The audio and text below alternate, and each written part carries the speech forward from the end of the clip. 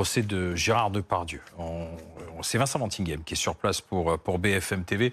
Et Vincent, le moment fort de cette journée, c'est la comédienne Fanny Ardant qui est venue défendre son amie de toujours à l'audience. Oui, exactement. C'est la journée des témoins au procès de Gérard Depardieu. Et la première de ces témoins à s'être présentée à la barre vers 14h, c'est Fanny Ardant, son amie de 30 ans, qui est venue parler de Gérard, parler de l'acteur qui était Gérard et élargir le débat. Voilà ce qu'elle a indiqué à la barre, parce que pour elle, aujourd'hui, on ne peut pas parler des accusations sans parler de la personnalité du comédien. Gérard, il est connu par tout le monde. Il est connu de Cuba à Vladivostok. C'est un grand acteur.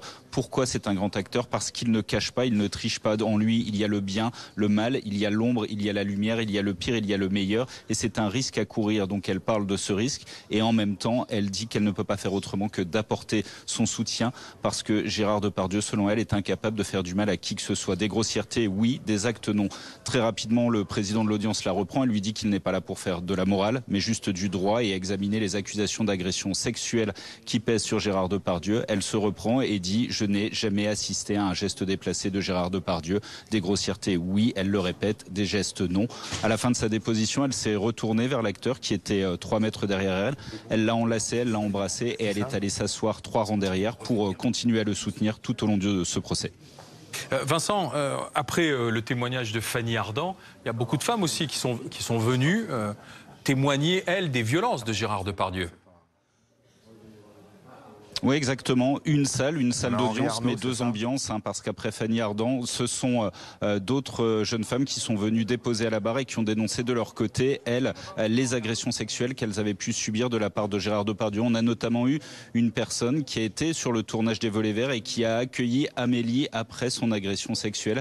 Elle dit que son cerveau a bugué quand elle a vu que les jambes de Gérard Depardieu étaient en train d'enserrer la jeune Amélie et qu'il l'a tripotée. Et puis ensuite, on a Lucille, une costumière qui était sur le tournage du Magicien et les Siamois, un court-métrage de Jean-Pierre Mocky tourné en 2014, qui elle aussi a raconté comment Gérard Depardieu l'avait tripotée, l'avait malaxée. On lui a posé la question à Lucille, le tribunal lui a demandé en disant: oui, mais Gérard Depardieu, il conteste, il dit qu'il n'a fait du mal à personne, jamais. Elle a répondu: je pense que monsieur Depardieu est un menteur. Voilà où on en est aujourd'hui, au 3e jour de cette audience qui se poursuit derrière moi. Après les témoins, viendra le temps de l'interrogatoire de personnalité de Gérard Depardieu et puis des réquisitions. On le rappelle, pour ces faits d'agression sexuelle, Gérard Depardieu encourt une peine pouvant aller jusqu'à 5 ans de prison.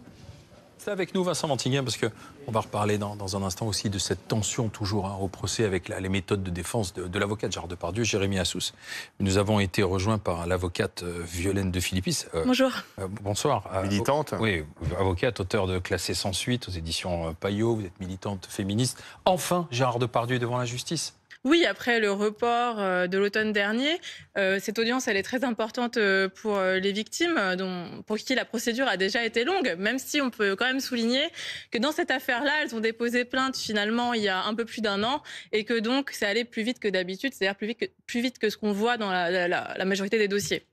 Mais aujourd'hui, dans cette affaire, vous avez entendu ce qu'a dit Fanny Ardant? Oui. Elle est venue témoigner auprès de son ami de toujours, de son soutien. Elle n'a jamais vu de geste, jamais entendu quoi que ce soit. Qu'est-ce que vous en pensez? Ça arrive très souvent que les amis, les compagnes, les ex-compagnes témoignent en faveur des hommes accusés parce que finalement, ça remet en cause leur croyance fondamentale qui est de dire mais en fait cet homme-là, il n'a pas pu faire ça, qui a un réflexe humain, donc c'est pas étonnant. Donc vous ne la croyez pas lorsqu'elle dit « je n'ai jamais assisté à un geste que j'aurais trouvé choquant » ? Peut-être qu'elle a rien vu elle, moi non plus j'ai rien vu.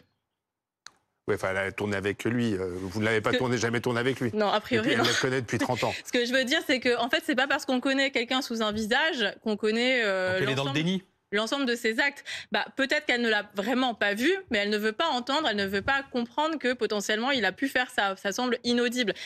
Mais ce que dit Gérard Depardieu, c'est il comprend pas. Il dit moi une agression sexuelle, je ne sais pas ce que c'est en fait. Je ne savais pas que ploter entre guillemets c'était une agression sexuelle. Alors il se défend de l'avoir fait sur la deuxième plaignante. Mais il dit, pour moi, c'était pas une agression sexuelle. Oui, je pense que c'est un peu facile, puisque finalement, il sait très bien que c'est une atteinte sexuelle. Je rappellerai qu'une agression sexuelle, c'est donc une atteinte sexuelle sans pénétration. Une atteinte sexuelle, donc c'est un geste qui a lieu par contrainte, menace, violence ou surprise, à connotation sexuelle. Il sait très bien qu'en touchant les seins ou les fesses de quelqu'un, a priori, il n'est pas en train de lui toucher la main. Peut-être pas. Peut-être qu'il est d'une génération où on pensait que plotter une femme sans lui avoir demandé si elle est Oui, c'était comme lui serrer la main. Non, mais peut-être que justement, il est de notre génération et qu'il ne se rendait pas compte de ce qu'il faisait à l'époque. Bah, écoutez, je pense que même dans les générations précédentes, on savait quand même que toucher les seins d'une femme sans son autorisation, c'était différent que de lui faire la bise ou de lui serrer la main. Je pense que c'est le terme agression sexuelle il trouve que c'est trop lourd par rapport à ce qu'on peut lui reprocher. Ça me fait penser à une déclaration. C'est pas un frotteur du métro, il l'a dit hier. Oui, mais encore une fois, vous savez, les agressions et les viols ont lieu dans 90% du temps dans le cercle privé et 10% seulement dans les transports en public ou à l'extérieur. Là où j'allais en venir, c'est que ça me rappelle cette déclaration d'un des condamnés maintenant, à l'époque accusé au procès de Dominique Pellicot, qui avait dit « Oui, j'ai violé, mais je ne suis pas un monstre, je ne suis pas un violeur ». Il y a encore finalement cette distanciation des hommes qui ont du mal à se définir par l'acte d'agression ou de viol qu'ils ont commis. Pour autant, quand bien même ils n'assument pas le statut d'agresseur, ça en reste pas moins un agresseur ou un violeur pour leurs victimes. En tout cas, ce procès dépasse les frontières de l'Hexagone. On va retrouver Henri Arnaud, qui est journaliste à Los Angeles, aux États-Unis. Bonsoir, Henri. On en parle de ce procès outre-Atlantique. Ouais. On en parle énormément, Olivier, pour la simple raison que certaines personnes comme Nicole Kidman, avec qui je discutais il y a seulement quelques semaines, trouvent que enfin la France et l'Europe se réveillent par rapport au mouvement MeToo qui a démarré ici il y a plus de 5 ans. Et quelque part, ce qui a fait l'énorme succès de Depardieu auprès du public américain il y a plus de 20 ans de cela est aussi ce qui a fait sa perte ici à Hollywood, parce qu'on a souvent parlé de lui comme un vrai Français, un franchouillard, un homme qui aimait vivre, qui aimait rigoler. Mais les souvenirs que j'ai pu récolter, ça fait très longtemps que je suis ici à Los Angeles, que je rencontre des acteurs, des actrices, les souvenirs de certaines sont particulièrement intéressants aujourd'hui, à notre époque. Un seul exemple, Andie McDowell, qui a tourné le film Green Card avec Depardieu. C'est le film qui avait fait gagner un Golden Globes à Depardieu en 91. Le film qui avait fait de lui une star auprès des Américains. Andie McDowell qui dit aujourd'hui que c'était un bon copain, quelqu'un qui avait peut-être un peu les mains baladeuses, qui buvait un peu trop. Parfois, il fallait lui mettre ses répliques sur des cartes sur le plateau parce qu'il avait certainement un petit peu trop bu la veille. Mais elle aussi défend Depardieu en disant qu'il n'a jamais eu vraiment, et ça je pense que c'est un mot qui est important, qu'il n'a jamais eu vraiment un geste déplacé envers elle. Henri Arnaud, en direct de Los Angeles. On va revenir au tribunal judiciaire, retrouver Vincent Van Singhem. Vincent, est-ce qu'on peut dire un mot quand même sur cette tension qui existe au tribunal à cause peut-être de la défense stratégique agressive de Maître Assous, et c'est l'avocat de Gérard Depardieu. Ça a continué aujourd'hui ?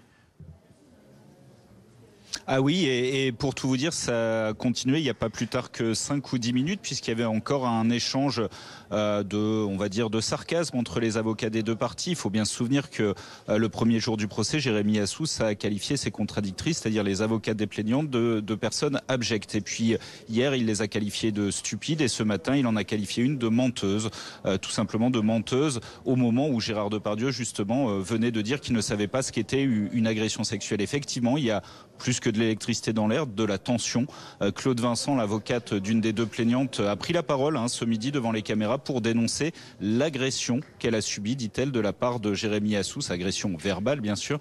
Évidemment, il y a beaucoup de tension parce que c'est une défense offensive qu'a choisi Gérard Depardieu, et Jérémy Assous, en ce sens, est le bon avocat puisqu'il est, on a l'habitude de dire, nos limites. Il n'a pas peur d'aller au combat, il fait valoir les droits de la défense, il fait valoir ses droits, mais c'est vrai que par moments ça irrite, ça agace, parce qu'il remet en cause la parole des plaignantes, il décrédibilise leur statut qu'elles veulent avoir de victimes, et derrière il tente de torpiller les rares moments d'audience où son client est en train de flancher. On verra à l'issue du jugement si cela marche pour Gérard Depardieu ou si cela lui porte préjudice. Il y a un risque, c'est Fanny Ardant qui disait ça tout à l'heure à propos de Gérard Depardieu. Avec Gérard Depardieu, il y a un risque, avec sa défense, il y a aussi un risque, mais ça semble être un risque assumé.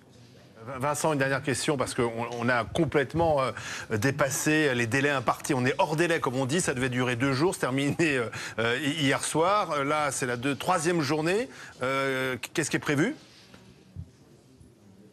Qu'est-ce qui est prévu? C'est une bonne question. J'en parlais il y a encore quelques instants avec un avocat qui espère que ça puisse se terminer demain soir. Mais rien n'est moins sûr parce que les débats traînent. Les débats sont extrêmement longs, extrêmement tendus. On l'a dit. Il reste encore beaucoup de témoins à entendre. Il reste l'interrogatoire de personnalité de Gérard Depardieu et puis les plaidoiries des parties civiles, les réquisitions, les plaidoiries de la défense. Le président de l'audience a indiqué qu'il voulait que ça se termine jeudi soir, qu'il n'y aurait pas d'autre choix. Pourquoi? Parce que la salle d'audience devant laquelle on se trouve, eh bien, il y a un autre procès qui est prévu vendredi. On ne peut pas poursuivre au-delà de jeudi soir. Reste à savoir demain si on arrivera à faire tenir tout ça dans les délais avec cette contrainte, toujours la même, que Gérard Depardieu ne passe pas plus de 3 heures le matin dans la salle d'audience, 3 heures l'après-midi. Parfois, ça déborde un tout petit peu. Est-ce qu'il va être en mesure de tenir? Réponse demain soir.